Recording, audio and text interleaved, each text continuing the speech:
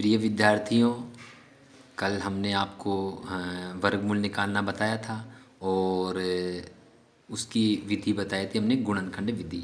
और कुछ प्रश्न आपको दिए थे 144, 169, 16, 225 और 400 का वर्गमूल निकालने के लिए हमने आपको कहा भी था। तो आपने किए होंगे। तो आज मैं इनको हल करके बता रहा हूँ, आप अपने उत्तर को मिलाना, देखना है कि आपके कितने सही हैं और कितने गलत हैं। ठीक है, तो हम देखते हैं सबसे पहले 144 का।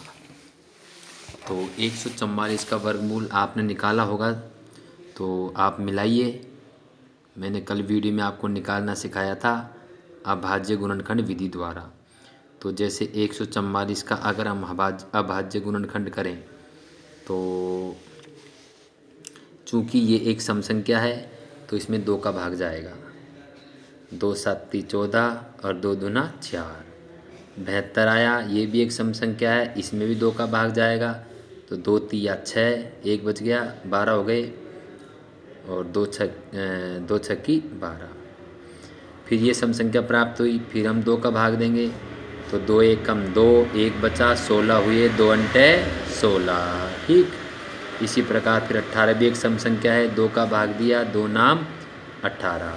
अब 3 एक विषम संख्या आ गई और इसमें 9 का भाग जा रहा है।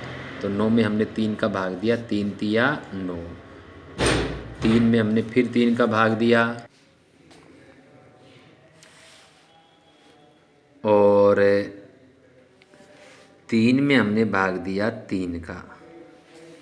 फिर हमने 3 में किसका भाग दिया? 3 का। तो 3 एकम 3। तो इस प्रकार हमने देखा कि हमारा जो 144 था ना भाई, तो 144 के हमारे अभाज्य गुणनखंड हुए 1 2 3 4 बार, तो 2 आ गए। तो यहाँ पे हम लिखेंगे 2 गुणा 2 गुणा 2 गुणा 2। ठीक है, इसके बाद में 3 हमारे पास 2 बार आ रहे हैं, तो गुणा 3 गुणा 3। अब वर्गमूल में कल आपको बताया था कि हम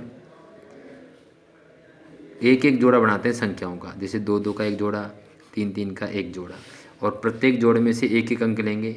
इसमें से 2 लिया, गुणा, इसमें से भी हमने 2 ले लिया, गुणा, ये 3 का जोड़ा था तो एक अंक हमने 3 ले लिया, इनको गुणा किया, 3 दूनी 6, 6 दूनी 12, तो हमारा उत्तर आया 12। तो इस प्रकार हम कह सकते हैं कि 144 का जो हमने वर्गमूल लिया वो हमारा आया बराबर 12। ठीक है, इसी प्रकार अगला है हमारा 169। तो आप मिलाइए, आपने इसको भी किया होगा। तो 169 का जब हम वर्गमूल लें, गुणनखंड करेंगे, गुणनखंड विधि से इसका वर्गमूल निकालेंगे, तो देखिए 169 एक सम संख्या तो है नहीं, तो इसमें 2 का तो भाग जाने की बात हम कह ही नहीं सकते, यानी 2 का भाग तो इसमें जाएगा ही नहीं। अब हम 3 का भाग का पता कैसे करें? तो अंकों को जोड़ के देख लो, 9 और 6 15, 15 और 1 16। हम देखते हैं कि 16 3 के फाड़े में आता ही नहीं है, तो 3 का नहीं जाएगा। तो इसमें हम 13 का भाग दे सकते हैं, सीधे हमने 13 का भाग दिया, तो 13 एकम 13, कितने बचे हमारे पास?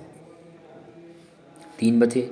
3 और 9 मिलके 39 हुए और 13 × 39। अब 13 में भी 13 का भाग जाएगा, 13 एकम 13।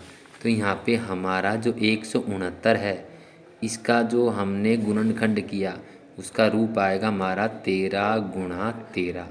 तो यहाँ पे देखो एक ही जोड़ा बन रहा है 13 का, तो इसमें से हम एक ही संख्या ले लेंगे 13।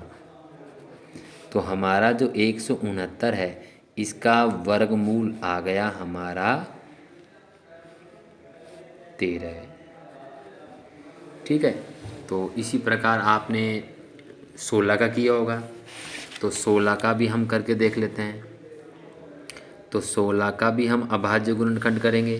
तो जब 16 का अभाज्य गुणनखंड किया जाएगा तो पहला भाग जाएगा 2 का, 2 अंटे 16, फिर 2 का जाएगा, 2 चौका 8, फिर 2 का जा रहा है, 2 दूना 4। ठीक है, फिर 2 का चला जाएगा, 2 एकम 2। ठीक है, अब यहाँ हम देखते हैं कि हमारा 16 का जो अभाज्य गुणनखंड आ रहा है वो 2 कितने बार आ रहा है, 4 बार। तो 2 गुणा 2 गुणा 2 गुणा 2। जब जोड़े बनाए तो एक जोड़ा और दो जोड़ा, प्रत्येक जोड़े में से एक एक संख्या लेंगे, 2 इसमें से ली, 2 इसमें से ली, तो 2 गुणा 2 किया तो कितना है हमारा, 4। ठीक है, तो इस प्रकार हम कह सकते हैं कि हमारा अंडर रूट 16 जो है, जब हमने 16 का वर्गमूल निकाला तो हमारा उत्तर आया 2 गुणा 2 बराबर 4।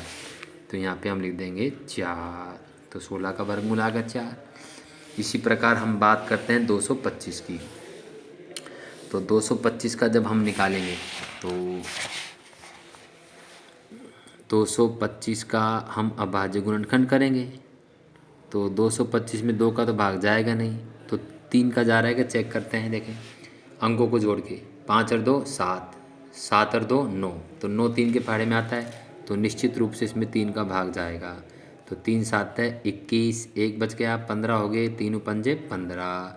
फिर हमने 3 का भाग दिया इसमें, क्योंकि 7 और 5 12 होते हैं ना, तो 3 का भाग चला जाएगा। 3 दूनी 6, 1 बच गया, 15 हो गए, और 3 पंजे 15। अब 5 और 2 7 होते हैं, तो 3 का भाग नहीं जाएगा, तो इसमें 5 का चला जाएगा, क्योंकि इकाई का अंक इसमें 5 है। तो 5 25 और 5 में चला जाएगा फिर 5 का, 5 एकम 5। तो यहाँ पे हमारा जो 225 आया, इसका भाज्य गुणनखंड आया 3 गुणा 3 गुणा 5 गुणा 5। यहाँ पे हम जब जोड़े बनाएंगे तो एक जोड़ा 3 का बना, एक बना 5 का, तो प्रत्येक में से एक एक अंक ले लो। 3 गुणा 5 गुणा किया तो कितना है हमारा, 15 बराबर 15। तो इस प्रकार हम कह सकते हैं कि 225 का जो वर्गमूल है वो होगा हमारा 15। इसी प्रकार हमने आपको एक संख्या और दी थी, वो थी हमारी 400। तो 400 का जब वर्गमूल हम निकालेंगे तो इसका भी हमें अभाज्य गुणनखंड करना होगा। तो देखिए इसमें 2 का भाग चला जाएगा, 2 दूना 4, 2 जीरो आ गई। फिर 2 का भाग चला जाएगा, 2 एकम 2, 2 जीरो आ गई। फिर 2 का भाग चला जाएगा, 2 पंजे 10, 1 जीरो उतार लेंगे। फिर 2 का भाग जा रहा है, 2 दूना 4, 1 बचा, 2 पंजे 10। फिर अब इसमें 5 का जाएगा, 5 25, 5 एकम 5। ठीक है, तो अब हम देखते हैं कि हमारे पास 400 को जब हमने अभाज्य गुणनखंड के रूप में लिखा तो हमारे कितने आ रहे हैं, 2 आ रहे हैं हमारे पास, 2 2 4 बार।